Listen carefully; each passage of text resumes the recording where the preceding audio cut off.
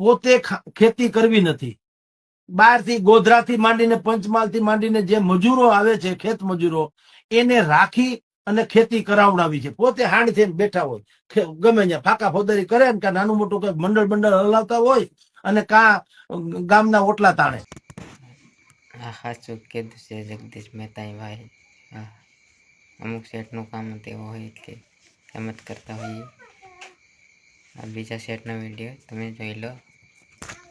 આજે જે માંગણી કરે છે 30% ભાગ દેવો, 1000 રૂપિયા દાડી દેવી, જે દાડી હાલતી હોય એ દાડી દેવામાં આવી છે મજૂરોને। 30% ભાગ કાંઈ વાંધો નહીં, અમે તમને 30% ભાગ દઈશું, પણ અમે ખેડૂત આગેવાનો એવો નિર્ણય કરીશું કે તમે અમારી વાડી 30% ભાગે વાવવા રાખી, કાંઈ વાંધો નહીં, પણ મિત્રો 1 રૂપિયો ઉપાડ દેવામાં નહીં આવે। તમારે કોઈ હાજા માંદું થાય, બીમાર પડે, ખાવા પીવાનો 1 પણ રૂપિયો દેવામાં નહીં આવે ઉપાડ નામે। બીજું કે તમે અમારી વાડીએ રહ્યો તો મકાનનું પણ તમારે ભાડું ચૂકવવું પડશે। અમારી જગ્યામાં તમે ઝૂંપડું બાંધીને રહ્યો તોય તમારે જગ્યાનું ભાડું ચૂકવવું પડશે। બીજું, લાઇટ બિલે તમારે પણ ભરવું પડશે। ત્રીજું, આજે તમારે મીઠું પાણી ભરવા જાઓ તો ખેડૂતોના ટ્રેક્ટર લઈને તમે પાણી ભરવા જાઓ, બળતણ લેવા જાઓ તો ખેડૂતોના ટ્રેક્ટર લઈને બળતણ લેવા જાઓ, એનું પણ તમારે ભાડું ચૂકવવું પડશે।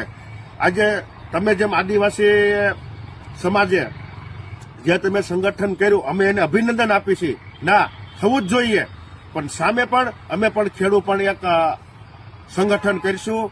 સંગઠનમાં અમારી માંગો આવડી આવી છે।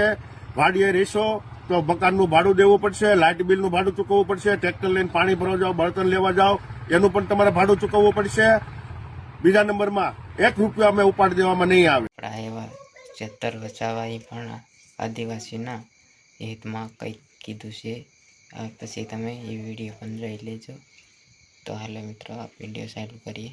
અને બહેનો ત્યાં કામ કરતી હોય, કાળી મજૂરી કરતી હોય, ધગધગતા તાપમાં અમને થાય કે આ કાના છે, આપણા વાળા જેવા લાગે છે, ગાડી ઊભી રાખો, આપણે પૂછી લઈએ અને ઉભા રહીને પૂછીએ કે બેન કાના છો, ક્યાંથી આવ્યા છો આ રોડનું કામ કરવા માટે?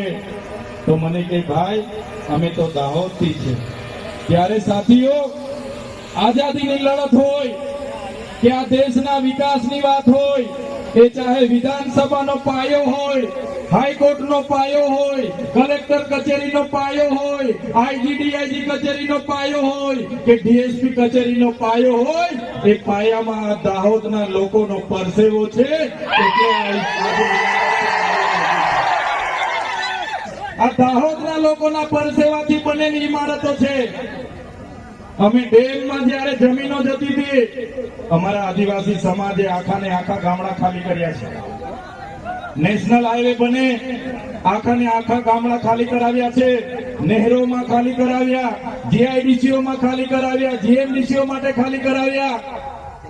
અને આજે જયારે અમારો સમાજ હાથમાં પોટલા, હાથમાં છોકરા અને 2 ટકના રોટલા માટે આજે અમારે શહેરોમાં જવું પડે છે, ત્યારે ધારાસભ્યને શરમ નથી આવતી, એ સાંસદને શરમ નથી આવતી, કયા વિકાસની વાતો કરવા માટે રથો લઈને ફરે છે?